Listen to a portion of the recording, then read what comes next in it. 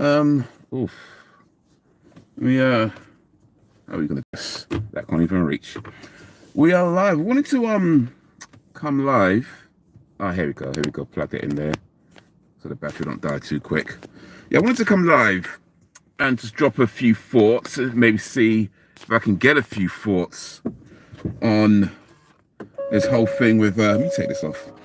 Joe Rogan, Spotify's my car turning on. Oh, mate. Oh. Yeah. There we go. Oh, you know what? Let me just flip it out, man. This is going to be awkward. Because this has just gotten interesting, hasn't it? This has gotten real interesting. I'm just moving the stuff around. Okay. I think we're okay now. I think we're okay. Because, like, when it first kicked off, it was all like, okay, Spotify are going to stand by Mr. Rogan. You know, they were going to just like delete Neil Young's library. Say, yeah, sorry to hear that. If that's how you feel about it, you know, it is what it is, right?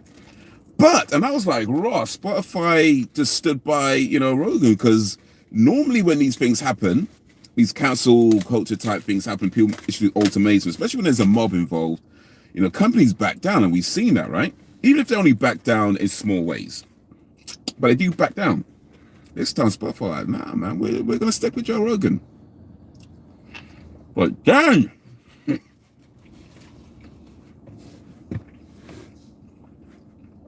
Other artists started getting involved, saying, yeah, look, we want our music taken off as well.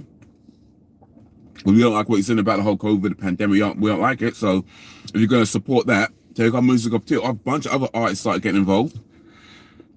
And then India Irie got involved, but she was like apparently involved for a long time, but for a different reason.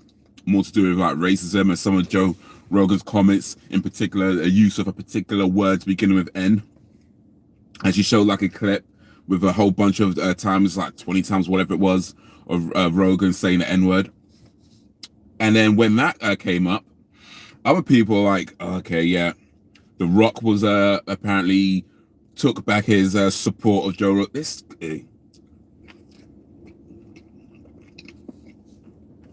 It's gotten interesting. It's gotten real interesting. So yeah, I just wanted to like come on live real quick and like talk a little bit about that. You know, drop a few thoughts, see what you guys think. You know, as I eat my cheese and onion sandwich. So it's like,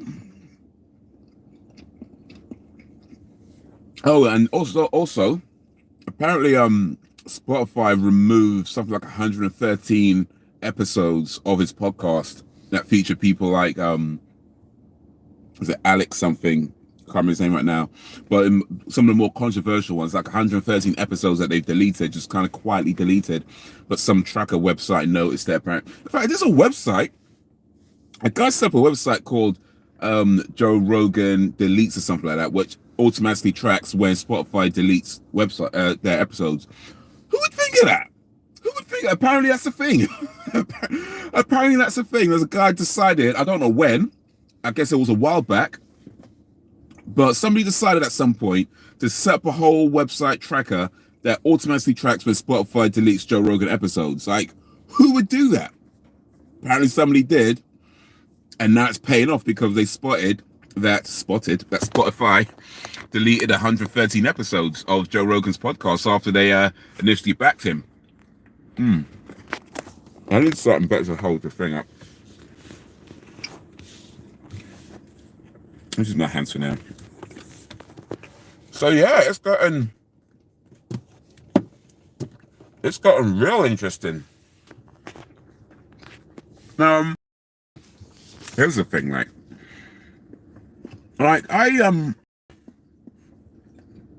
listened to Joe Rogan's podcast a bunch of times, and I would say that I generally like it. You know, he has different types of guests, some that you'd heard of, like some really famous people that you know about, some not so famous people that you've never heard of, and you know, all in between. I think I've got a decent place now. Okay, I think I've got it now. Okay, that would do for now. And all in between. I listened to a bunch of different ones, some of the more famous ones, some of the not so famous ones. I listened to a few of them. And for the most part, yeah. I mean, I generally will say that I enjoy it. I like what he does with the podcast in terms of having these conversations with people that have varying opinions on things. And you have people who are in support of one thing, people in support of another thing. And it's not just politics. He talks about all kinds of different stuff. And yeah, I think for what he does with podcasts, it is interesting. Now, it is pretty cool. Now, as far as using the N word goes, like personally, I've not heard it until that clip showed. I mean, I'm not. I would say that I'm not necessarily surprised. You know what I mean? It's not exactly like, oh my god, I'm in so much. I don't think it's not. We're not quite like that.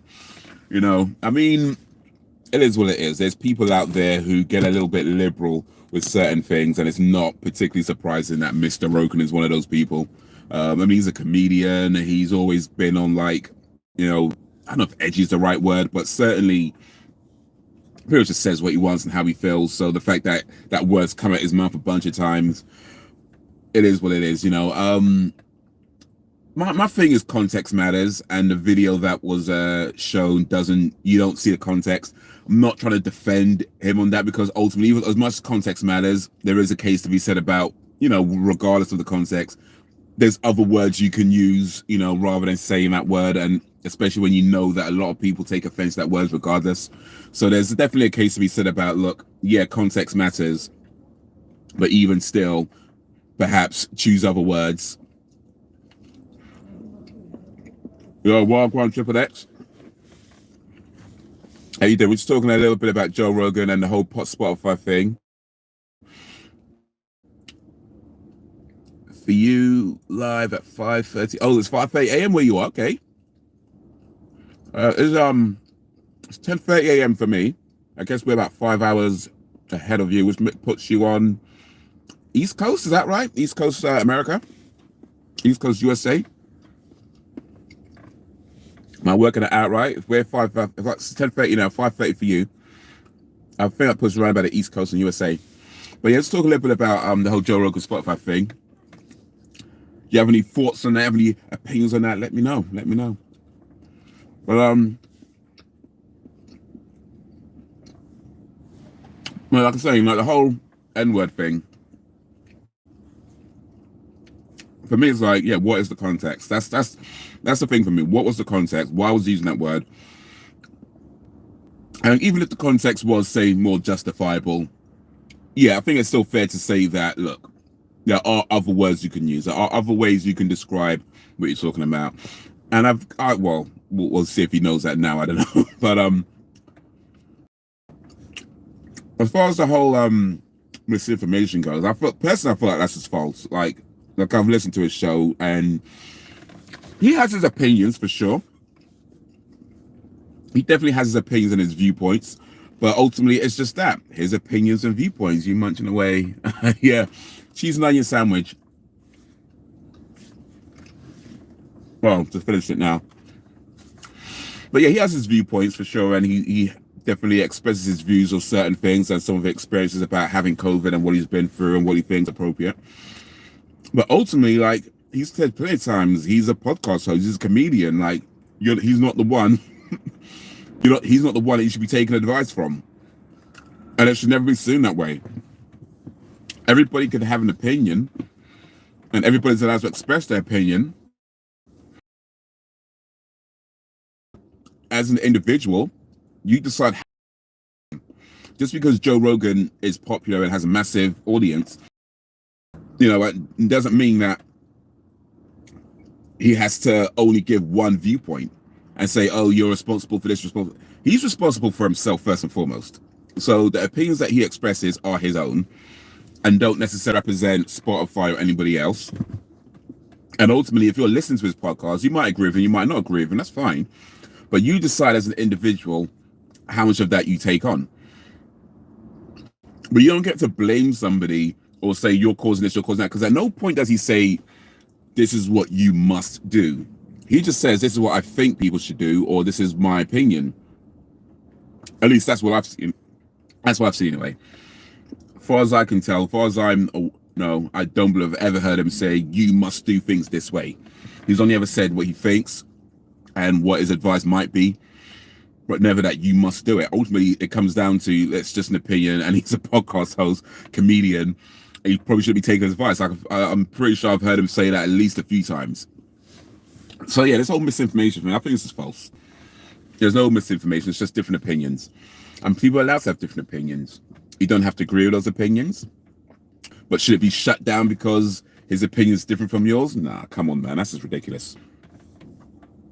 But the thing about artists, though, and musicians, is that there's always been a contention. I don't want to say contention, but there's always been like an issue between artists and Spotify and other streaming platforms as well, but in particular Spotify, because I guess they're the most popular one, and how much they pay artists. That's been an issue for a long time. But the reality is that every artist has an option. You don't have to put your music on Spotify. Like, you could take it off for this reason, any other reason you want. So there's never been like a requirement for musicians to have their music on these streaming platforms. Is that there's plenty that don't. Like, there's a lot of artists out there that don't use streaming platforms, and a lot of them are independent artists. Some of them I think are mainstream, a bit more mainstream. But the point is that they don't have to. It might mean they don't make as much money. It's a choice that they get to make. But the whole thing about, you know, how much they pay artists, like, I don't know. I feel like, look, end of the day is like they have an agreement with whichever, or they have to work out whatever they could afford. I don't know if the agreement might not be the right word to use actually, but they have to work out whatever it is they feel they can afford. And perhaps they could afford more, they don't want to. I don't know. But the bottom line is that whatever they offer, you either agree to it or you don't, right? You either agree to what you don't. If you don't agree to it, it's cool, move on, you know. But to put your music there and then complain about the pay, it's like, dude, you know what it was before you joined up? You know, like, I don't know if you ever worked in a place where, or anywhere where you've got a job, and maybe the job wasn't particularly high paid, but you knew what the pay was before going in. So it's like, it is what it is, right?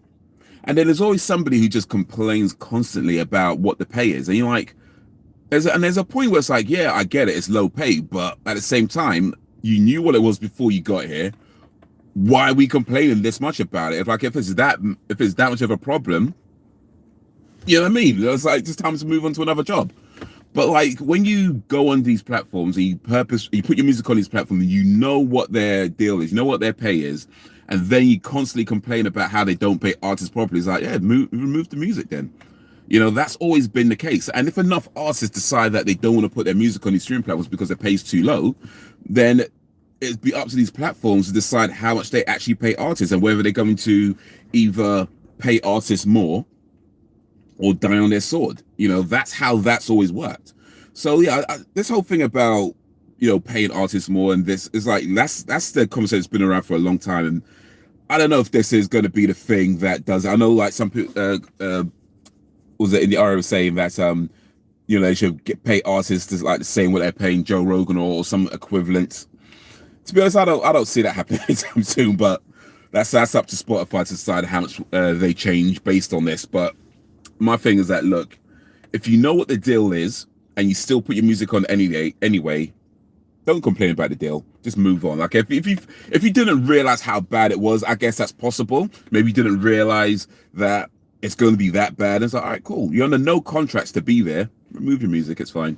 And then, yeah, Spotify have to decide what they do from there. And apparently they've removed 113 episodes of the Joe Rogan podcast. So that's interesting. I didn't see that coming. I'm not sure anybody saw that coming, especially when they kind of stood by him after Neil Young. But I guess there's only so much any company is willing to lose before their morals start to change.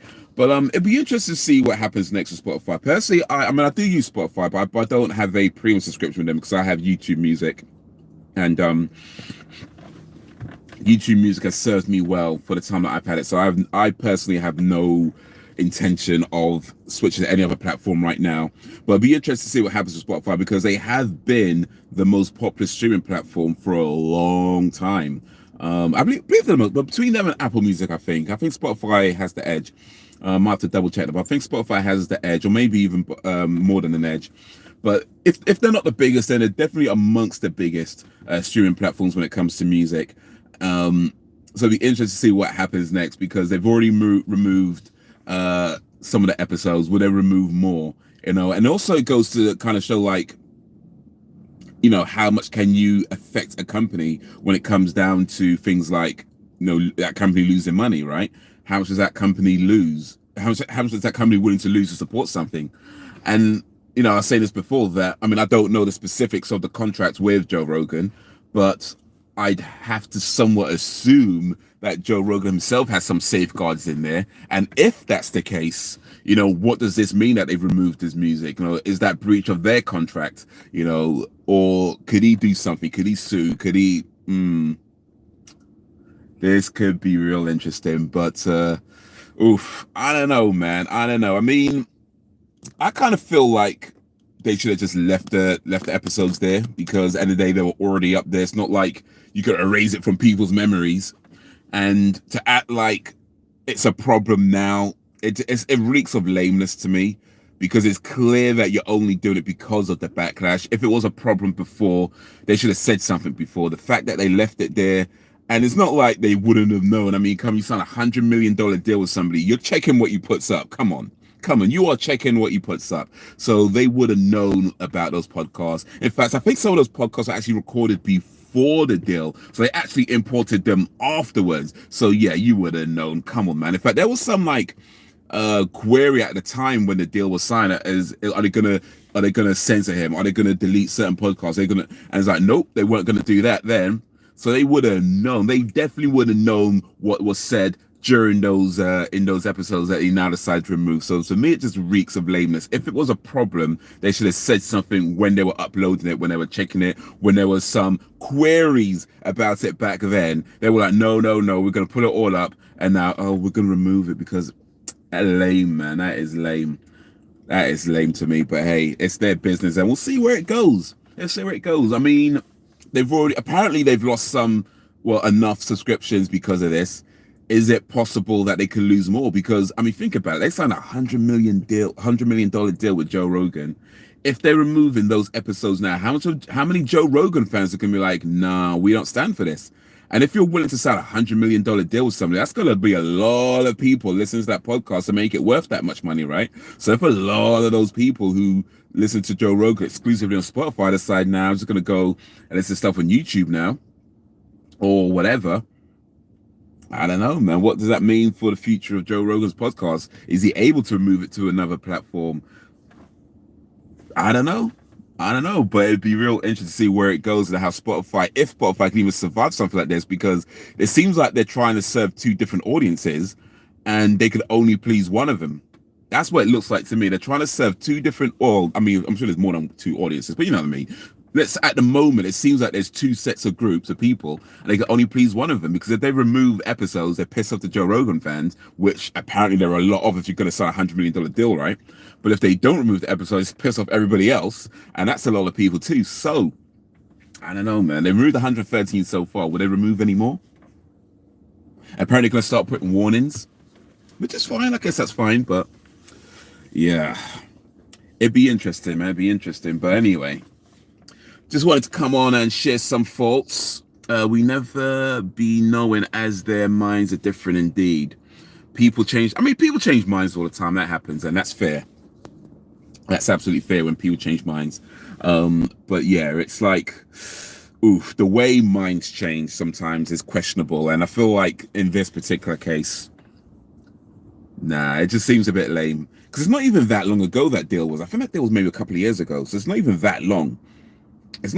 So I imagine at least a lot of the same people who work at Spotify, like the higher ups, the executives at Spotify, they're going to be the same people. Well, they've got to be. But I imagine there's a lot of the same people that were there that signed that deal with Joe Rogan a couple of years back, to the people who are here now making us into remove those episodes.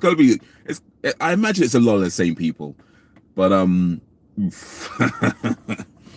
anyway, who uses Spotify here? Triple X or anybody? Do you guys use Spotify? Rob Costantino, do you use Spotify? Joe's opinions and viewpoints on COVID aren't rooted in science. The man takes horse. Ooh, let me get back up.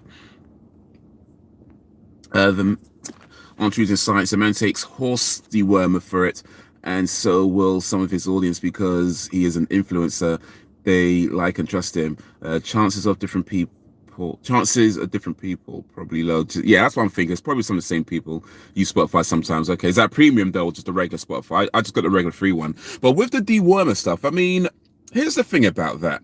I mean, according to Mr. Rogan himself, the medicine he used was supposed to, it was a, what's it called, ivermectin. And there's two types of ivermectin. There's one for horses and one for people. And apparently the one that he used is the one for people. According to him, is the one for people. But yeah, the whole horse dewormer thing kind of was the news that CNN kind of ran with. And here's the thing about that being the influence. I mean, yeah, there's truth to that. And I'm sure some people would have heard horse dewormer and went and tried it, and well, if they did, hopefully it worked for them. I mean, I'm not gonna tell you whether you should or shouldn't do it, but if it worked for you, then hey, good luck. But yeah, like, I mean, when I've listened to his podcast, he said a bunch of times that he's not the one to be taking advice from. Like I've heard him say that at least a few times, that he's not the one to be taking advice from. Like he's a podcast guy. He's got his opinions on things. He expresses his opinions on things, but ultimately he's not the guy to be taking advice from. So if people are still being like, well, I better go take horse dewormer, I feel like that's kind of on them, to be honest with you, because it's not like he's ever went out and said you should take this horse dewormer. At least I don't think so. I mean, maybe I'm wrong on that. It's not like I've heard every single thing he said. I don't think I've ever. Well, I haven't not heard him ever say that. But if he has, then he shouldn't be saying that. Let me be clear on that fact. I've not heard him say it, but if he has said it, he definitely shouldn't be giving that advice. But I know I've heard him say that he's not the one to be taking advice from. He's just expressing his opinions and his viewpoints and what he thinks about things. But in the end of the day, go see a doctor and talk to them. He has a responsibility to do the right thing, which is listen to millions of doctors working on unison to rid the world of the virus, not give some quack platform to tell you not to get vaccinated and take horse dewormer. But honestly, if anybody is stupid enough to take that, I don't mind. Natural selection that takes its course. Well, there is the element to that, isn't it? Like, I mean, sometimes people fall victim to their own stupidity, and it's like, hey, what can you do, right? What can you do? Responsibility to audience, though. I mean, I feel like yes and no to that, to be honest. Yes, in a sense that, yeah, if you have an audience, whether it's a big audience or a small audience, I feel like there is a social responsibility that everybody has. And that's whether you have one person listening to you or 1 million people listening to you. You have some kind of social, I feel like everybody who creates any kind of content has a social responsibility, and that's something not to be taken lightly. That being said, you know, everybody has a right to their opinion, right? Everybody has a right to express their opinions, and their opinions might not always align with, you know, the mainstream or with what doctors are saying. And there's been people who disagree with doctors on various things. And let's be honest, doctors don't always get it right? We know that. Doctors don't always get it right. And sometimes the things that we consider fact now, you know, 5 years from now are considered, you know, incorrect because they learn more or they figure this thing out or some, you know what I mean? Things change all the time. So yeah, you should listen to doctors. And he has had doctors on his show that, you know, are in agreement with, say, the more mainstream views. And he's had people on the show that aren't in agreement with the mainstream views. He definitely has had a mixture of people. Maybe not. I guess the ones that are the ones that become popular tend to be probably the ones that are a bit more quacky, so to speak. You know, the ones with the more out there opinions tend to be the ones that become more popular. But I don't think it's a problem to have people on his platform that don't agree with the mainstream view and have wild opinions about certain things. At the end of the day, it's all things to consider. And I feel like ultimately the truth will out. So I don't know if you know that phrase, but it's an old phrase because it means the truth will out, which ultimately just means that the truth will always come to surface. And so if your opinion is some mad thing, right, that no way could be true, but whatever reason, that's your opinion and you want to put it out there, okay. But ultimately, you know, the truth will come to the surface, because anytime you have an opinion that goes against what actual truth is, you can always debunk it. You could be like, you know what I mean? You could always be like, oh, actually, you said this, but if this is true, then how come this happens? You know what I mean? So you could always debunk things that just clearly aren't true. So I don't think it's a problem to have people express their viewpoints and to talk about what they think and why they think it, even if it is some madness that they're saying, because ultimately the truth will out. And yeah, so like, I feel like that shouldn't be an issue. And like you were saying, like, look, if you're just because you see somebody on TV or on a podcast or whatever, that doesn't mean that everything they're saying is the truth. And I feel like that just goes for everybody, whether you're a scientist, whether you're not a scientist, whether you're a veterinarian or whatever. Not everything you say is going to be. People can make mistakes, people can get things wrong, and even a stopped clock is right twice a day. You know what I mean? So just because somebody doesn't necessarily have the credentials doesn't mean there's absolutely no way they could be right. And just because somebody has all the credentials doesn't mean there's no way they could be wrong. And I think there has to be an understanding of that. Yes, you should listen to your doctors. Of course, they know what they're talking about. They study these things. They know what they're talking about. But also, it's not unthinkable or unfathomable that a doctor can get something wrong. You know what I mean? Like that has happened. You know, I know I've had personal experiences where, you know, doctors that prescribed medicine or tablets for me that, you know, if I had taken them, had I kept taking them, could have caused a lot of issues. So yeah, there's a lot to consider. I mean, there's social responsibility that every person who puts the videos out or any kind of content out has, myself included. I think, you know, whether it's a small audience or a large audience, everybody has a social responsibility. But also as an individual, like, you choose what you take on. You know, you choose what you decide is good for you or right for you or not right for you, you know. And I don't think ultimately nobody gets to tell you that, because you know your body better than anybody knows your body, and you know what feels right for you when you know, if you took something and it just feels wrong, something about it, you don't always know what it is, it just feels off. You know, you have every right to say, actually, no, I don't think I want to do this. I don't think I want to do this, you know. And just because you might not have the qualifications and the experience and this, that, and the other, you know, doesn't mean that you don't get to have a viewpoint on what you put into your own body and whether or not you think certain things are right or not. Like the example I was talking about, like, some years back, it's about 10 years ago, I think, I was having these back issues, like sort of neck and back issues, right? Just a lot of pain. Well, not a lot of pain, but I was in pain. Sort of neck, back, and around about the shoulder area. And when I was talking to the doctor, he prescribed me this tablet. I can't remember what it's called right now, but he prescribed me this tablet, which I ended up getting. Went to the chemist, got the tablets, and I was taking them. And then it kind of occurred to me that I was taking these tablets for maybe about 3 or 4 days, and I had no idea what I was putting into my body. I was like, wait a minute, what are these tablets? And then I was looking it up, doing some, I'm granted, I know, internet research, right? But I was looking it up, what are these tablets? And what I found out is that the tablets, they do ultimately cure back pain. Like, they are used to cure back pain. So it wasn't wrong in the prescription to give me something that cures back pain. The problem, however, with the tablets is that they're also known to cause internal stomach bleeding. So I was like, whoa, wait a minute. Wait a minute. Do I want to keep taking these tablets to cure my back pain at the risk of having an internal stomach bleeding? You know what I mean? That's kind of one of those moments where you're like,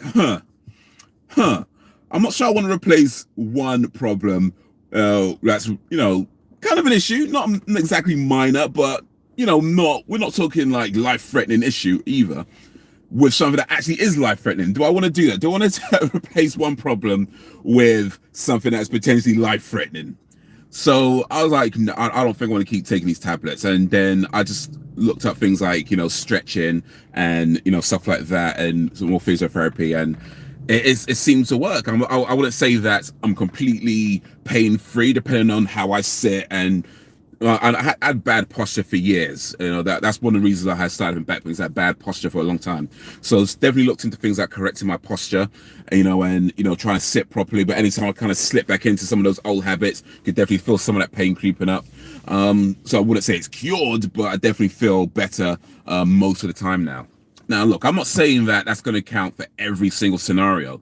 I've taken medicines plenty of times and I have no issue taking medicine. I've been vaccinated, I've been boosted. So this is not like me trying to say, never listen to doctors. I'm just saying that sometimes you do have to take your own advice. And it's not for anybody else to tell you when those times are. So you know your body better than anybody knows your body. For me, I felt getting vaccinated was the best option for myself. Other people might not feel the same way, and it is what it is. As for Joe Rogan, like I say, when I've listened to his podcast, I've personally never heard him say, you must do this this, you must do the things I do. And he gives his advice. He's very opinionated for sure. But yeah, I've heard him say at least a few times, I'm not the one to be taking medical advice from. But hey, it's an interesting time for Mr. Rogan. Interesting time for Spotify. Interesting to see what happens next. And especially with the whole N-word controversy creeping up, how many musicians start to remove their music from it anyway. I know there's a lot of talk in the music community about there's some pressure on some musicians to remove their music from Spotify, and some of them are just hit back saying, look, no, we're not doing it because ultimately this is our bread and butter. And I've seen a few people tweet out things like, something like 60% of their revenue comes from Spotify. So why would you, you know what I mean? Why would you just remove that? That's like 60% of your income comes from this one platform. That's a tough choice to make. So yeah, I've seen a few people say that. I've seen people say things like it's easy to talk about removing your music from Spotify when you've already made lots of money. You don't have to worry about that sort of thing, which is fair to say. I mean, I think you have to recognize not every artist is in the same position. So yeah, I'm not listen, if you want to remove your music from Spotify, more power to you. I think artists, for myself personally, I don't even use Spotify Premium. I mean, I have Spotify and I do use the free one sometimes, but I don't use a premium service. So for me, if your music is on YouTube Music, we're good. Yeah, we good. If not, then I mean, I don't mind going to Bandcamp. So for me, I don't particularly care either. I was I don't care. That's a bit harsh. I do care because ultimately I feel like you want to support artists the best you can, but I'd have no problem going to Bandcamp if that's what you got to do to get the music you want to support. I have no problem having to buy a CD, even though I haven't bought a CD for years now. If I have to do that, support an artist, then it is what it is. Or what. I don't think I'd be leaving YouTube Music. I think I'm quite happy with YouTube Music, but who knows? Maybe I'll have to switch to another platform to support the artist. But we'll see how that goes. I'm not on Spotify, so at least I don't have to worry about canceling that subscription just yet. But anyway, I'm gonna start wrapping this up. Yeah, I just wanted to jump on, talk real quick, and drop a few thoughts and get a few thoughts. Oh, we've got a few more opinions. My bad. I didn't see this come up. I'm sorry, I missed some stuff. Let's see. XXX is saying no one is perfect, but a lot of people think everything is right or wrong, no matter what they say. Yeah. Did you actually like the thoughts of when taken that you've been wondering what they were for, but found the blood stomach situation? How did that go for you? What was your reaction and told the doctor? I didn't talk to the doctor afterwards, actually, because at the time you had to call your doctor. You couldn't actually go to see them. You have to speak to them on the phone, and it was kind of a long thing, which I didn't really want to do again. So I just thought, nah, allow it. I'm just not going to do it. But yeah, it was just kind of a period where I was fine taking them. Like, I personally didn't feel bad. I didn't feel ill or anything like that. And I guess, to be fair, I hadn't taken them for a very long time, maybe about 3 days, I think. So I wasn't feeling bad. I wasn't feeling like ill or feeling something in my stomach. I wasn't feeling that. I felt fine. It was just having that thought of, wait a minute, what are these? Because you get some prescriptions from doctors. You just kind of take them sometimes, and okay, well, you prescribe medicine, but then it just kind of occurred to me that I'm taking this thing. I actually don't even know what it is, and that's all that was. It's just that thought that occurred to me that I'm taking this thing that I don't even know what it is. But I wasn't feeling bad. I wasn't feeling ill. And just because what I read about it, I was like, I'm not sure. I don't think I want to take that kind of risk. Not for back pain. I don't want to replace something like back pain with something potentially life-threatening. That just didn't seem like a good trade-off to me. So that's all that was. It's me just having that occurrence. But yeah, I have no issue with taking doctor's advice. I Plenty of times I've taken doctor's advice and other things. Plenty of times I've taken medicines and injections and gone to the hospital. Well, I haven't gone to hospital very many times, to be fair. I've been lucky on that front. I have been to hospital a few times. But yeah, plenty of times I've, been to like my GP and, taken their advice and on various things. So I have no issue with doctors or medicines or medical procedures. I would say in general, yeah, you should see your doctor and you should pay attention to what they're telling you, because they do know what they're talking about. But ultimately, yeah, I mean, if you feel like a better option is out there for you, then I think you have every right to explore that, So yeah, that's all that is. But yeah. But yeah, I'm gonna start wrapping this up now.